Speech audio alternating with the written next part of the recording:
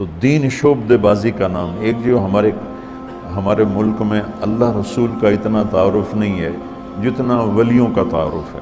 ولیوں کا تعارف کرنا، ان کی زندگی پڑھنا ہمارے ایمان کا حصہ ہے، لیکن ہم ہندی معاشرت سے متاثر ہیں. ہم نے ولیوں کو بھی اللہ کے قریب پہنچا دیا اور جھوٹی سچا جو کچھ چاہا لکھ دیا. اس امت نے دین کو بچایا ہے سند کے ساتھ. یہ تھوڑا ہے کہ جو مرضی لکھا ہوا آمین. شیخ عبد القادر جیلانی رحمۃ اللہ تبارک و تعالیٰ علیہ پیران پیر ہیں، اس میں کوئی دوسری رائے ہے ہی کہ وہ ولایت کے مقام میں سب سے اوپر ہیں. اللہ نے ان کو یہ مقام دیا ہے. لیکن ان کے بارے میں جھوٹی باتیں. سلام پھیرتے تھے، جب ادھر منہ کرتے تھے تو ادھر والے علماء بن جاتے تھے، اور ادھر منہ پھیرتے تھے تو ادھر والے حافظ بن جاتے تھے، اور وہ ان پڑھ کہتے ہیں سبحان اللہ. ارے بھائی ایسا نہیں. میرے نبی سے بڑی نظر ہے جیلانی کی. قطب سبحانی، پیران پیر، جتنے ٹائٹل دو تھوڑے ہیں، لیکن میرے نبی کے سامنے تو وہ ایک تنکے کی حیثیت نہیں رکھتے ہیں. ساری ولایت تو بہت چھوٹی چیز ہے. سارے انبیاء اکٹھے ہو جائیں تو میرے نبی کے سامنے کیا ہے؟ کچھ بھی نہیں. تو میرے نبی سلام پھیرتے تو عالم بنا دیتے، ادھر سلام پھیرتے تو حافظ بنا دیتے. آپ نے تو کیا نہیں تو یہ پیران پیر کیسے کر دیا؟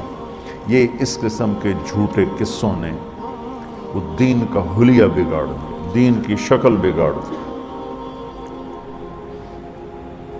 مثال کے طور پہ یعنی آپ اگر ہمارے صوفیاء کی کتابیں اٹھا کے پڑھنا شروع کریں نا تو آپ کو وہ ایسی ایسی یعنی باتیں اور ان کے اندر ملیں گی کہ آپ کہیں گے یار یہ باتیں مطلب عقل میں آنے والی نہیں ہیں.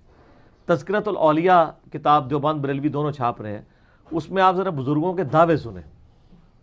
وہ بندہ کہتا ہے یار یہ کون سی کرامتیں ہیں؟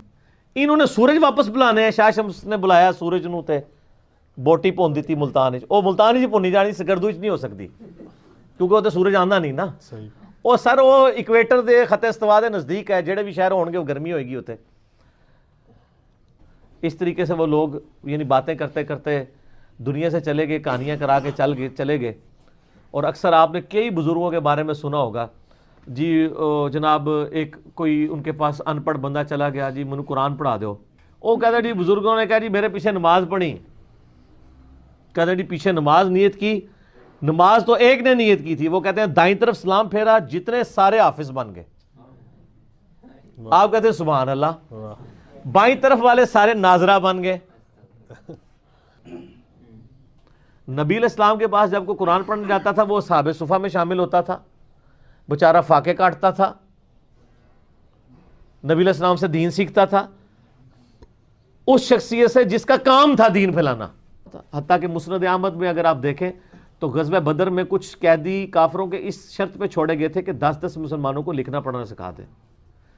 کافروں سے لکھنا پڑھنا سکھایا جا رہا ہے. نبی علیہ السلام نے کوئی نگاہ نہیں ماری، مولا علی نے کوئی نگاہ نہیں ماری، ابو بکر نے کوئی نگاہ نہیں ماری. ان نگاہ بعد ہی پیداوار نے، پیداوار بھی کوئی نہیں، جال ہی نے ہے ہی کوئی نہیں. ٹھیک ہے، تو یہ کرامات اور یہ ان کے اوپر وہ چل رہے ہوتے ہیں. بیسیکلی وہ دیومالائی قصے کہانیوں سے دین کو وائلیٹ کرنا چاہ رہے ہوتے ہیں.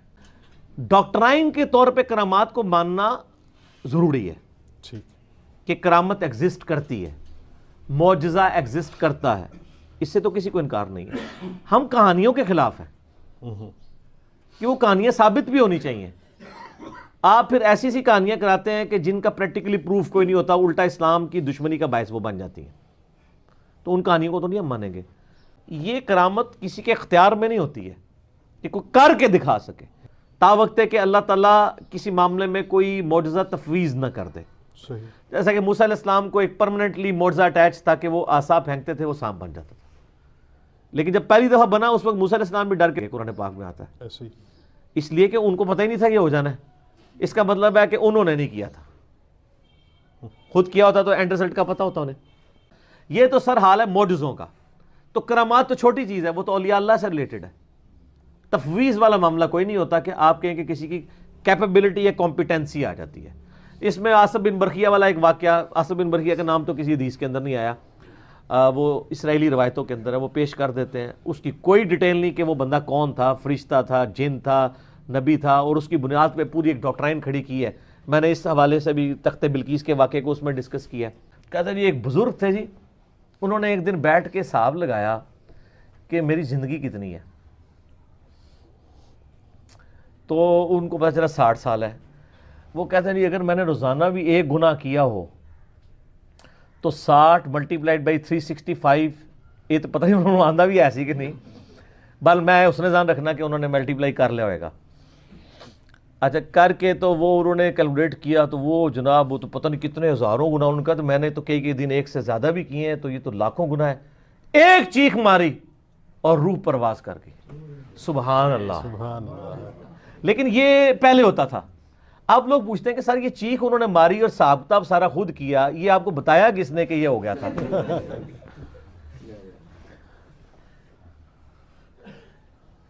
وہ ایک خربوزے والے بھی تو بزرگ ہیں نا, وہ انہوں نے اس لیے نہیں کھایا خربوزہ کہ وہ ہاں ایتھو بڑھیا سی کہ اتو بڑھیا سی کہ اتو بڑھیا سی.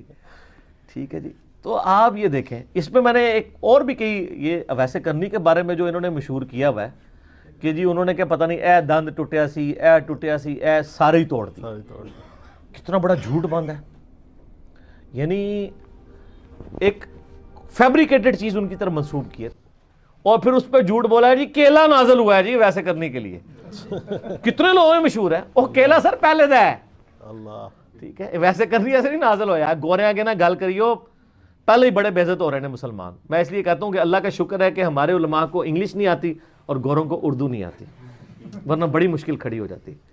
ان کو اپنے مزاحیہ پروگرام جو ہے نا وہ کون سا ایک پروگرام چلتا ہے وہ حسب حال تو اردو میں چلتا ہے نا, انگلش میں وہ جو ایک ہے وہ میرے بچے دیکھ رہے ہوتے ہیں, وہ نام ہوتا ہے وہ جو بغیر یعنی بولے ہوئے ایکٹنگ کرتا ہے, مسٹر بین. مسٹر بین. تو وہ مسٹر بین فیل ہو جانا تھا سر. ہمارے علماء ماشاءاللہ جو کچھ بیان کرتے ہیں نا جی جی تو یہ آپ کو ہر جگہ مسٹر بین نظر آنے تھے. لیکن اللہ کا شکر ہے کہ ان کو انگلش نہیں آتی, ان کو اردو نہیں آتی, اس کی وجہ سے اسلام بدنامی سے بچ گیا. ادروائز جو کچھ اور بولا میں کرامات ہوتے. اگلا سوال کرو.